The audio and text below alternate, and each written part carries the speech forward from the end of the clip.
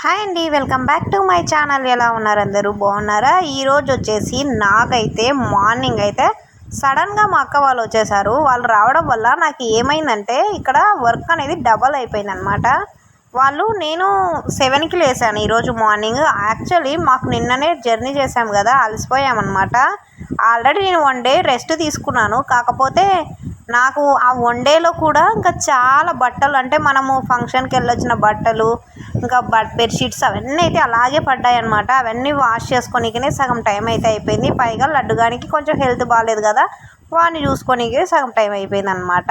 ఇంకా నేను అసలు నిద్రపోయింది అయితే లేదనమాట. 1 గంట 2 గంటలు నాకు ఖాళీ టైంలో కూడా నేను బిజీగా ఉంటాను. అది ఏంటంటే మొబైల్ చూస్తానన్నమాట. అది నాకు మంచి హ్యాబిట్ అనమాట. నాకే కాదు, చాలామందికి అదైతే హ్యాబిట్గా ఉంటుంది. ఎంతమందికి అది హ్యాబిట్ అనేది కామెంట్ చేసేయండి.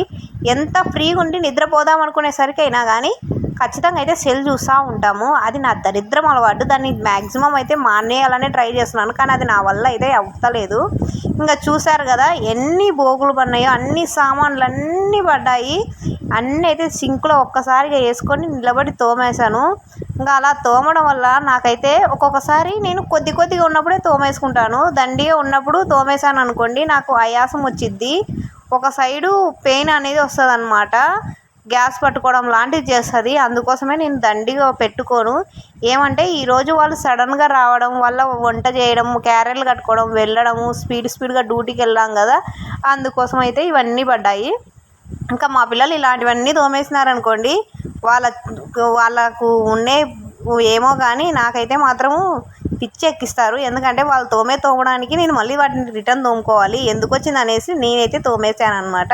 ఇంకా మొత్తం అయితే క్లీన్ చేసేసాను. క్లీన్ చేసేసరికి లడ్డుగాడైతే వాళ్ళ అక్క వాళ్ళ టీషర్ట్స్ వేసుకొని ఎగురుతూ ఉంటాడనమాట.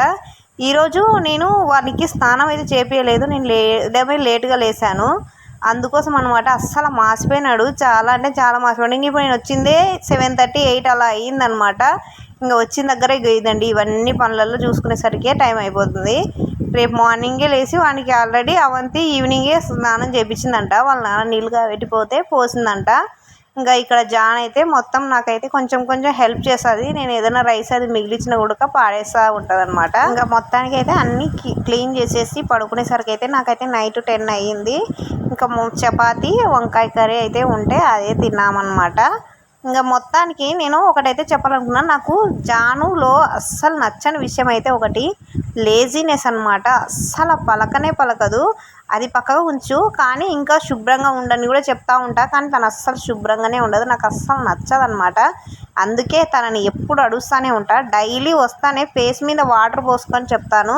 నేను ఈ డ్యూటీకి వెళ్ళడం వల్ల నేను చాలా అంటే చాలా మిస్ అవుతుంది అయితే కొన్ని ఇవే అనమాట. మా పిల్లల్ని కొంచెం చూసుకోకపోవడం, వాళ్ళంతకు వాళ్ళే పెరగడం వల్ల ఇలా అయితే వాళ్ళు అనుకుంటున్నారు.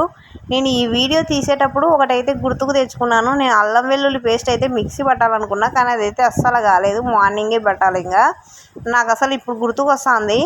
ఇంకా మొత్తానికి అయితే ఇదో చూడండి, ఇలా ఉంటుంది నా వర్క్స్ అన్నీ. నేను ఒకదాని తర్వాత ఒకటి ఆలోచన చేసుకోను. అన్నీ కొంచెం మొదలుపెట్టి మొత్తం ఫినిష్ అయ్యేంత వరకు అయితే వదిలిపెట్టకుండా అన్నీ చేస్తూ ఉంటాను. ఇంకా లడ్డుగాడైతే ఈరోజే కాదు, వాడు ఎప్పుడు వచ్చినా కానీ నన్ను ఏదో ఒక విధంగా అయితే హ్యాపీగా ఉంచుతూ ఉంటాడు. వాని చిన్ని మాటలు, బుడ్డి నడక నాకు అస్సలు చాలా ఇష్టము. వాని మాటలకి వచ్చే దగ్గర నుంచి అయితే ఇంకా ఎక్కువ ఆనందం అనిపిస్తుంది. అవంతి జాను కూడా మాట్లాడుతున్నారు, కానీ వానంత అయితే కాదు. అస్సలు వాడు ఇంత బాగా మాట్లాడుతున్నాడు. వాళ్ళకి 3 years కంప్లీట్గా వెళ్ళిపోయినాక వాళ్ళు మాట్లాడుతుండ్రి. అది కూడా కొంచెమే మాట్లాడుతున్నారు. ఈ పిల్లలు అయితే అస్సలు ఎంత క్యూట్గా ఎంత స్వీట్గా మాట్లాడుతూ ఉంటుందో నాకైతే ఒక్కటేమైనా నచ్చిద్ది. అలా అనేం కాదు, తల్లికి అందరి పిల్లలు సమానమే. కాకపోతే కొంచెం చిన్నపిల్లల మీద ఇంకా ఎక్కువ క్యూట్ లవ్ ఉంటుంది కదా, అదనమాట.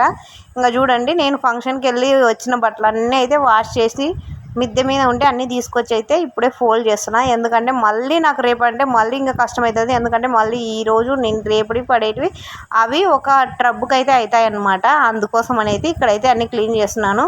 చాలామంది బిజినెస్ టిప్స్ గురించి అయితే అడుగుతూ ఉంటారు నన్ను, అక్క ఏం చేసుకుంటే బాగుంటుంది, ఎలా ఉంటే బాగుంటుంది అనేసి. ఏదైనా కానీ మన సొంత వ్యాపారమేనండి. నిజంగా సొంత వ్యాపారం చేసుకుంటే దాంట్లో లాభం వచ్చినా నష్టం వచ్చినా కానీ మనమైతే పెద్దగా బాధపడాల్సిన పని ఏమి ఉండదు. ఎందుకంటే లాభాలు వచ్చేలాగా మనం చేసుకోవాలే కానీ నష్టాలు వచ్చేలాగా అస్సలు చేసుకోకూడదు. ఇంకొకటి ఏంటంటే మన సొంత వ్యాపారం కాబట్టి మనకు ఆరోగ్యాన్ని, మన పిల్లల్ని, మన ఫ్యూచర్ని చూసుకుంటూ హ్యాపీగా అయితే గడిపేయచ్చు అన్నమాట.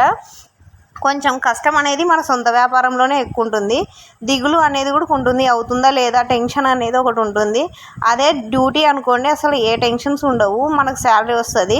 కాకపోతే అక్కడ పెట్టే మెంటల్ ప్రెషర్ ఉంటుంది కదా, ఇప్పుడు మనం ఒక్కరేమే చేసినాం అనుకోండి, అలాంటివి ఏమి ఉండవు.